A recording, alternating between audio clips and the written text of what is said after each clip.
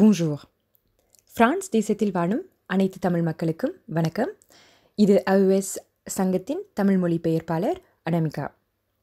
28ஆம் தேதி 5ஆம் மாதம் 2020ஆம் ஆண்டு பிரெஞ்சு அரசாங்கம் உள்ளடங்கு சட்டத்தின் வெளியேற்றுதல் காரணமாக எடுத்த 2ஆம் கட்ட நடவடிக்கைகள் என்னவென்றதை பார்ப்போம். முதல் வீடியோவில் மே மாதம் 11ஆம் தேதியிலிருந்து ஜூன் மாதம் 1ஆம் தேதி வரைக்கும் முதல் கட்ட நடவடிக்கைகள் நடைபெற்றது. இனி 2ஆம் தேதியில் இருந்து ஜூன் மாதம் 21ஆம் தேதி மட்டும் 2ஆம் கட்ட நடவடிக்கைகள் நடக்க இருக்கின்றன. இந்த பிரான்ஸ் வரைபடத்தில் சிவப்பு நிறத்தில் இருந்த மாவட்டங்கள் பச்சை நிறமாக திருத்திக் கொள்ளப்பட்டாலும் இல் தி ஃப்ரான்ஸ், அதாவது 77, 78, 91, 92, 93, 94, 95, அதிலேயும் பாரிஸையும் உள்ளடங்கிய இந்த மாவட்டம் இன்னும் ஆரஞ்சு நிறத்திலே உள்ளது. இதனை நாங்கள் எப்படி புரிந்து கொள்வது? பச்சை நிறத்தில் மாவட்டங்கள் இருப்பதால் வைரஸ் இல்லை என்றும், ஆரஞ்சில் இருக்கும் மாவட்டங்களில் வைரஸ் குறைந்துள்ளதென்றும் அர்த்தமில்லை. பிரான்ஸ் தேசத்தில் வைரஸ் இன்னும் பரவி கொண்டுதான் இருக்கின்றது. அதிலும் இல் தி ஃப்ரான்ஸ், குறிப்பாக வல்துவாஸ் 95வது டிபார்ட்மெண்ட்டில் அதிகமாக பரவி கொண்டு இருப்பதே உண்மை.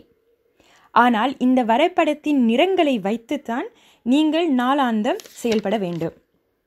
அதை குறித்த விவரங்களை தொடர்ந்து பார்க்கலாம் வாருங்கள். பாடசாலைகள்.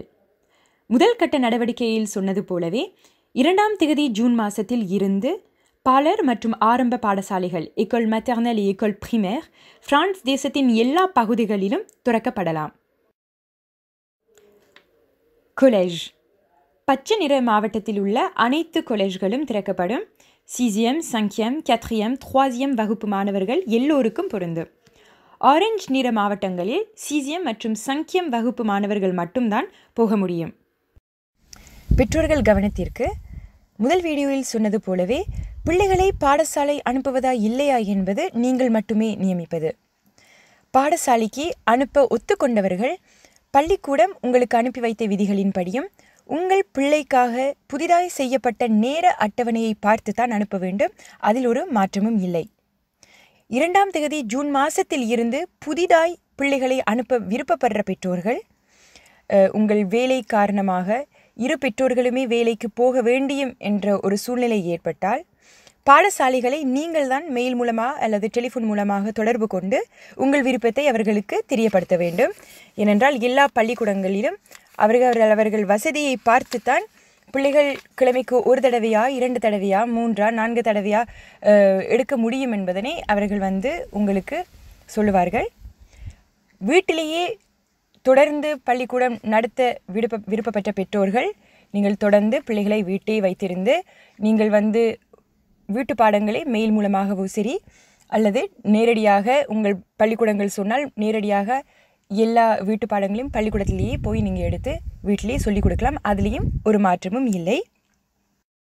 இன்னும் ஒரு குறிப்பு, வீட்டு பாடங்களும் பள்ளிக்கூடத்தில் கொடுக்கும் பாடங்களும் இரண்டுமே ஒன்றுதான்.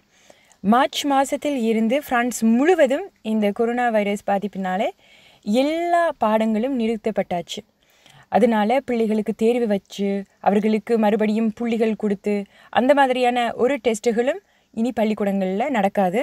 அதனால் நீங்கள் பயப்பட தேவையில்லை. பள்ளிக்கூடத்துக்கு போகாட்டியும் இந்த பிள்ளைக்கு படிப்பில் குறைஞ்சு போயிருமே என்றதை குறித்து நீங்கள் பயப்பட தேவையில்லை.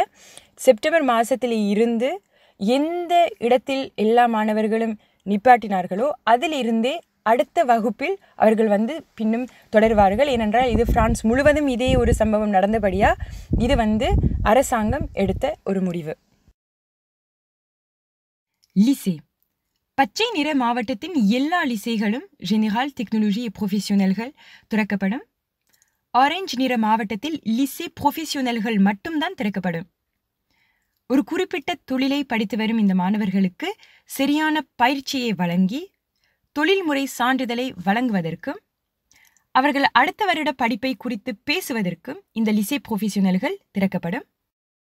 அதே போலவே லிசே ஜெனரல் மற்றும் டெக்னாலஜி படிக்கும் மாணவர்களையும் கூப்பிட்டு அவர்கள் அடுத்த வருட படிப்பை குறித்து பேசுவதற்கும் இந்த லிசேகள் இதற்காக மட்டுமே திறக்கும். லிசே ஜெனரல் மற்றும் டெக்னாலஜி படிக்கும் மாணவர்களின் சந்தோஷத்திற்கு இந்த வருடம் ஓரால் டு பேக் டு ஃப்ரான்ஸே ரத்து செய்யப்பட்டுள்ளது. பக்கலோரியா, BTS, DUT பார்சியல் என்ற தேர்வுகள் வழமை போல இந்த வருடம் நடைபெறாது. மாணவர்கள் இந்த வருடம் படித்து தொடர்ச்சியான சோதனையில் கிடைத்த மதிப்பெண்ணை பார்த்துதான் அவர்களுக்கு டிப்ளோம் கொடுப்பதா இல்லையா என்பதை இந்த வருடம் நியமிப்பார்கள். 2ஆம் தேதியில் இருந்து பச்சை நிற மாவட்டத்தின் எல்லா கஃபே, பார், ரெஸ்டாரங்களும் திறக்கப்படும். ஆரஞ்சு நிற மாவட்டத்தில் தெராஸ் உள்ள கஃபே, பார், ரெஸ்டாரங்கள் மட்டும்தான் திறக்கப்படும். அப்படி இல்லாதவர்கள் உங்கள் கடைக்கு முன்பதாக தெராஸ் வைக்க முடியுமா இல்லையா என்பதனை உங்கள் மேரியிடம் கேட்டு அனுமதி பத்திரத்தை பெற்றுக்கொள்ள வேண்டும். இல்லையென்றால் இன்னும் ஒரு வழி இருக்கின்றது. நீங்கள் லிவ்ரேசன் அல்லது வண்ட் à emporterக்கும் நீங்கள் ஒழுங்குபடுத்தலாம். வாடிக்கையாளர்களை உள்ளே விடாமல் நீங்கள் வெளியில் இருந்தே அவர்கள் வீட்டை அந்த சாப்பாட்டை எடுத்துட்டு போகிற மாதிரியும் நீங்கள் சில விஷயங்களை ஏற்பாடுபடுத்தலாம். வெளியிலே தெராஸ் வைக்க முடிந்த கஃபே, பார், ரெஸ்டாரங்கள் ஒரு மேசையில் 10 பேர் தாண்டாமல் இருக்க வேண்டும். ஒவ்வொரு மேசைக்கும் இடையில் 1 மீட்டர் இடைவெளி அவசியம். பணியாளர்கள் மற்றும் வாடிக்கையாளர்கள் வரும்போது கட்டாயமாக மாஸ்க் போட வேண்டும். உணவக மற்றும் சுற்றுலாத்துறை ஹோட்டல் வைத்திருப்பவர்களும் கடுமையாக பாதிக்கப்பட்டு பாரிய நிதி இழப்புக்குள்ளானதால் சில உதவிகளை அரசாங்கம் முன்வைத்திருக்கின்றது. உங்களுக்கு ஏற்ற உதவிகள் என்ன என்பதனை உங்கள் கூந்தாபிடம் கேளுங்கள். அதுக்குரிய நடவடிக்கைகளையும் ஏறிடுங்கள். பயணங்கள் 2ஆம் தேதி ஜூன் மாதத்தில் இருந்து பிரான்ஸ் தேசத்தில் வாழும் மக்கள் பிரான்ஸ் நாட்டிற்குள் சுதந்திரமாக சுற்றி செல்ல முடியும்.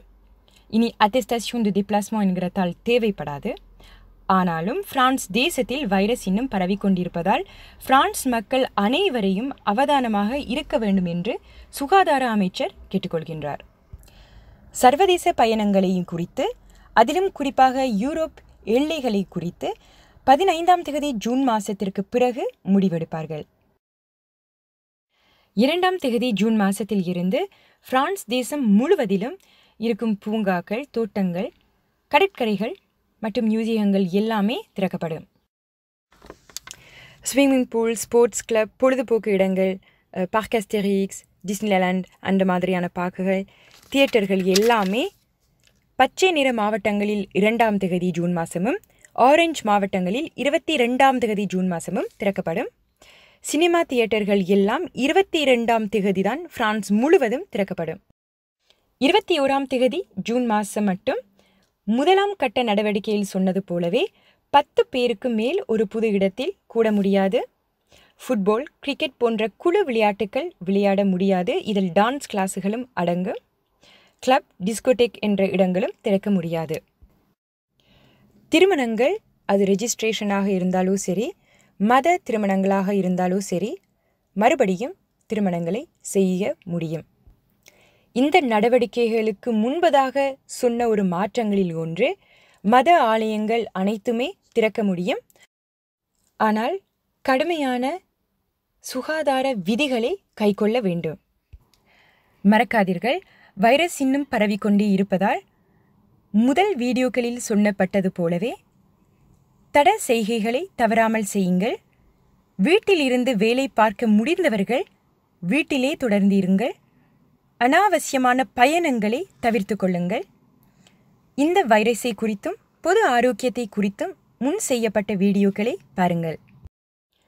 இது 28ஆம் தேதி 5ஆம் மாதம் 2020ஆம் ஆண்டு பிரெஞ்சு அரசாங்கத்தால் வெளியிட்ட செய்தி. இன்ஃபோ சொலிடேர். இது ஒரு AES சங்கத்தின் படைப்பு. இதன் நோக்கம் பிரான்ஸ் தேசத்தில் வாழும் வேறு மொழி மக்களுக்கு அவரவர் மொழியில் சரியான ஆலோசனைகளை கொடுப்பது. இது உங்களுக்கு பிரயோஜனமாய் இருந்தால் இதை மற்றவர்களோடு பகிர்ந்து கொள்ளுங்கள். வர இருக்கும் செய்திகளை தவறாமல் அறிந்து கொள்ள கீழே உள்ள அபுனே பட்டனை அழுத்துங்கள். அடுத்த வீடியோக்களில் எந்த விடயங்களை உங்களுக்கு தெளிவுபடுத்த வேண்டுமோ அதனை கீழுள்ள கொமெண்ட்ஸில் போடுங்கள். உங்களையும் மற்றவர்களையும் அன்புடன் பார்த்து கொள்ளுங்கள். ஆரோக்கியமாயிருங்கள். நன்றி, வணக்கம்.